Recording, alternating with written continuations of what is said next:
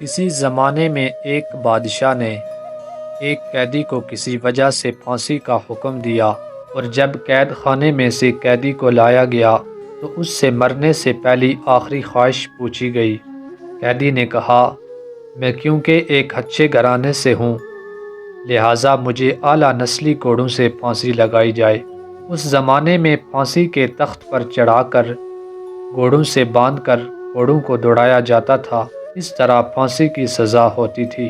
خیر گھوڑوں کو لایا گیا تو قیدی بول اٹھا، ان میں ایک تو نسلی ہے پر ایک نسلی نہیں ہے، لہٰذا میری آخری خواہش مکمل نہیں ہوئی۔ بادشاہ نے گھوڑوں کے مالک کو بلوایا اور پوچھا، کیا یہ بات سچ ہے؟ گھوڑوں کے مالک نے جواب دیا، ایک اصلی نسل کا لیکن دوسرے میں گدھے کا میلاب شامل ہے۔ بادشاہ نے حیران ہو کر قیدی سے پوچھا، تمہیں یہ بات کیسے پتہ چلی کہ ایک گھوڑا نسلی ہے اور ایک نسلی نہیں؟ قیدی نے کہا، جو نسلی ہے وہ بڑے آرام سے کھڑا تھا، جبکہ جو میلاب گدھے کا ہے وہ گدھے کی طرح کبھی ادھر ٹانگ مارتا، کبھی منہ پھیرتا، کبھی اچھلتا، کبھی بیٹھتا ہے، جس سے مجھے علم ہوا۔ بادشاہ قیدی کی دانائی اور سوچ سے بڑا متاثر ہوا اور قیدی کی پھانسی منسوخ کر کے اپنے وزیر سے کہا، اس کی ایک روٹی میں اضافہ کر دیا جائے۔ کچھ دن بعد بادشاہ کے دربار میں ایک سونار 2 ہیرے لے کر حاضر ہوا اور بادشاہ کو کہا، اگر آپ کی رعایا میں سے کوئی یہ بتا دے کہ ان میں کون سا ہیرا اصلی اور کون سا نقلی ہے اور اس نقلی میں کیا فرق ہے تو میں آپ کو دونوں ہیرے انعام میں دے دوں گا۔ بہت سے لوگوں سے پوچھا مگر کوئی مکمل جانچ نہ کر سکا۔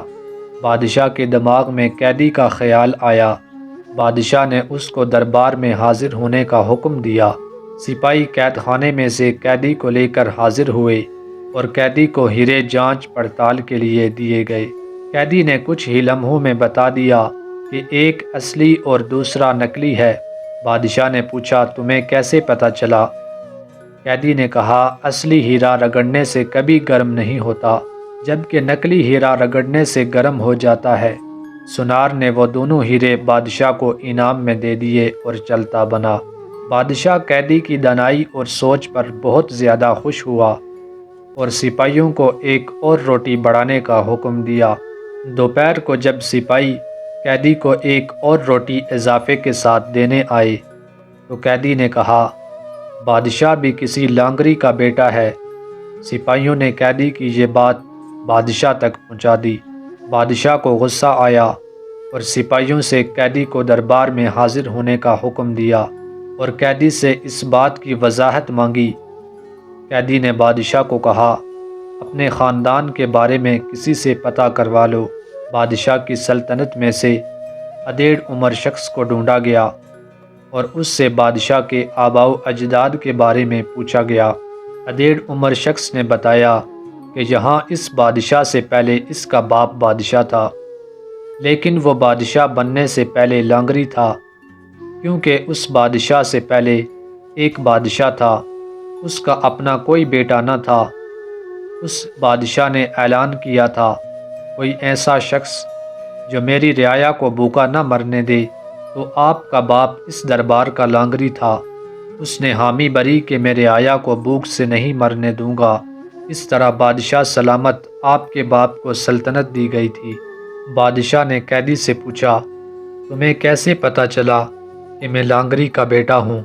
قیدی نے کہا کہ میں نے جتنی حکمت اور دانائی کی باتیں تمہیں بتائی، تم مجھے آزادی دینے یا ہیرے جواہرات دینے کی بجائے میری روٹی میں اضافہ کر دیتے تھے۔ اگر تمہاری جگہ پر کوئی خاندانی شخص ہوتا وہ مجھے ضرور کوئی ہیرے جواہرات دیتا اور مجھے قید خانے سے رہا کرتا، لیکن تیری حرکتیں تیری نسل کا پتہ بتا رہی ہیں۔ سامعین، انسان اپنی شہرت، پیسے، شکل سے نہیں بلکہ اپنی حرکتوں سے اپنی نسل کا پتہ بتاتا ہے۔ آج کی ویڈیو اگر پسند آئے تو ویڈیو کو لائک کریں، ہمارے چینل کو سبسکرائب کریں۔ ایک نئی اور خوبصورت ویڈیو کے ساتھ ایک مرتبہ پھر حاضر ہوں گے، تب تک کے لیے اللہ حافظ۔